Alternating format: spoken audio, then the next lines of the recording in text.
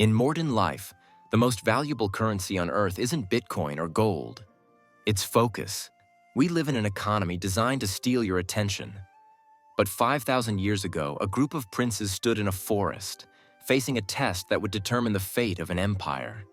Their teacher, Dronacharya, placed a wooden bird in a tree. He didn't ask them to show their strength. He asked them to show their vision. One by one, they stepped forward. Dronacharya asked Yudhishthira, "What do you see?" He replied, "I see the bird, the branch, the tree, and my brothers." Drona told him to step down. Next was Bhima. "I see the fruit on the tree in the vast forest." Again, Drona said, "Step down." Modern Lesson 1. The Curse of the Generalist View. In today's business world, we pride ourselves on being multitaskers.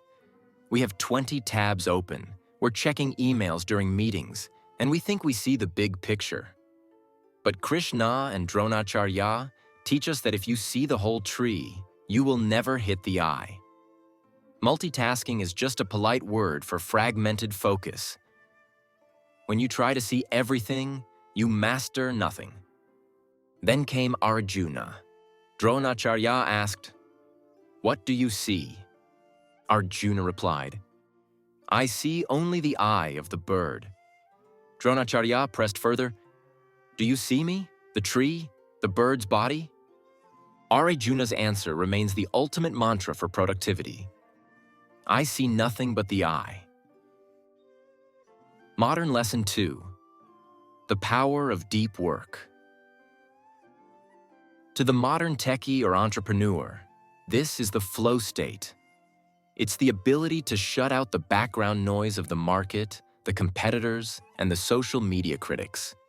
If you are building a startup, your bird's eye is your core product. If you are a student, it's the concept you are mastering right now. Everything else, the tree and the branches, is just a distraction. Why was Drona so strict? Because in high-stakes situations, whether it's a $100 million investment round or a final exam, the margin for error is microscopic. Modern Lesson 3. The Cost of Context Switching.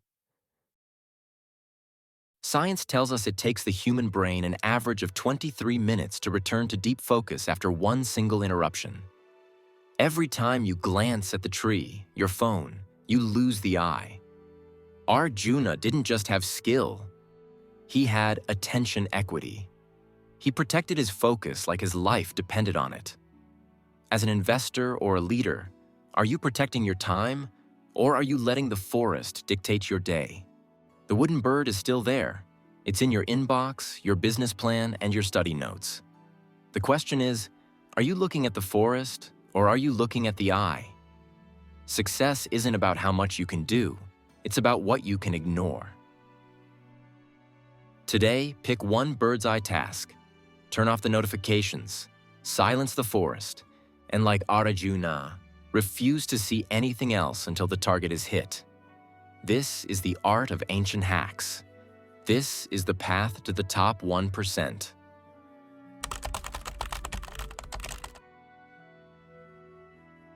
For the student, the bird's eye isn't just a metaphor. It is a biological necessity. In today's world, we're constantly battling cognitive overload. When you study with music in the background and a phone by your side, you are essentially like Yudhishthira, trying to see the whole forest.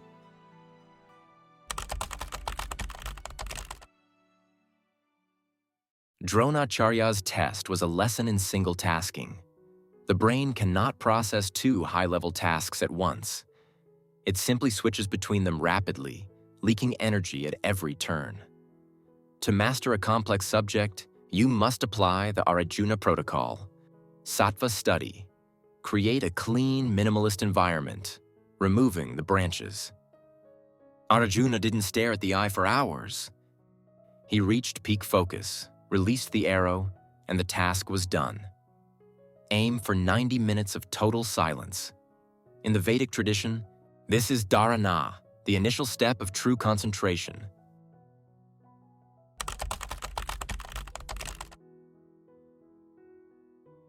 In the world of investing and finance, the forest is the noise, the news cycles, the hype, and the fear of missing out, FOMO.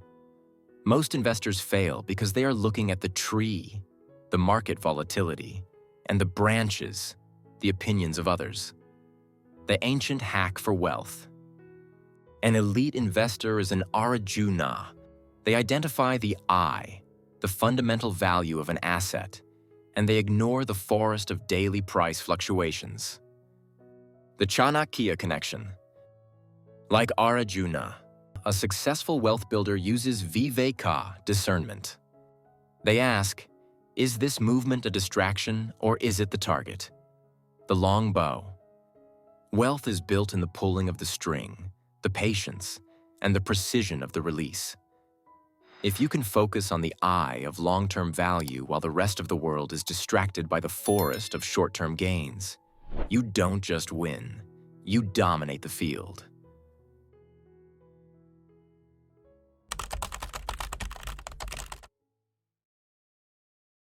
For the engineers and tech builders watching, focus is not just a feeling, it is an optimization problem. In systems design, we talk about the signal-to-noise ratio. Dronacharya was the original systems architect. By rejecting the other princes, he was debugging the mission. He knew that any data point that wasn't the eye was latency. It slowed down the execution. The techie's hack. In your product or your code, what is the eye? Often we suffer from feature creep, trying to see the tree, the branches, and the leaves all at once. True mastery is the art of subtraction. As Steve Jobs famously said, focus is about saying no. To hit the target, you must delete the forest from your field of vision until only the core if/then statement remains.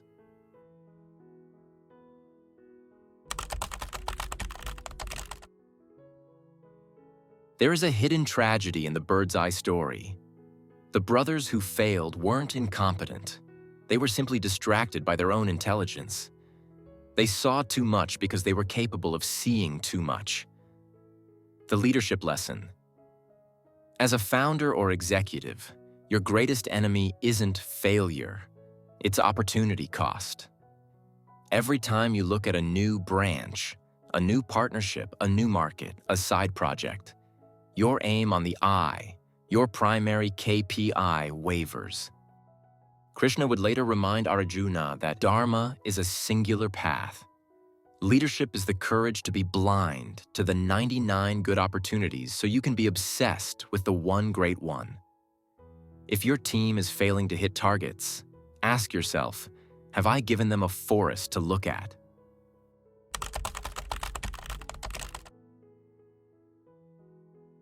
Finally, we must look at the physiology of focus. Arjuna didn't just decide to see the eye, he prepared his nervous system to allow it. In the Vedic tradition, this is the union of prana, breath, and chitta, mind. Elite high-stakes performance requires a regulated nervous system. When your heart rate is high and your breathing is shallow, your peripheral vision expands. This is a survival mechanism to look for threats, the forest. By slowing his breath, Arjuna triggered the parasympathetic nervous system, narrowing his focus to a literal tunnel vision.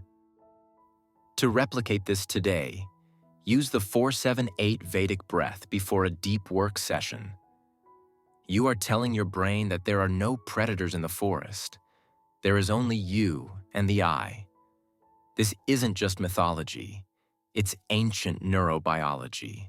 As the arrow leaves Arjuna's bow, it carries with it a truth that has outlasted empires. Success is not an act of addition, it is the ultimate act of exclusion. We often think that to be successful in the modern world, we must be everywhere, know everything, and respond to everyone. We've turned being busy into a badge of honor.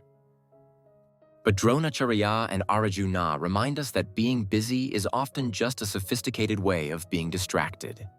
The bird's eye is not just a target, it is a filter for your life. When you leave this video today, the forest will be waiting for you. Your phone will buzz with the branches of social media. Your inbox will overflow with the leaves of other people's priorities. In that moment, you have a choice.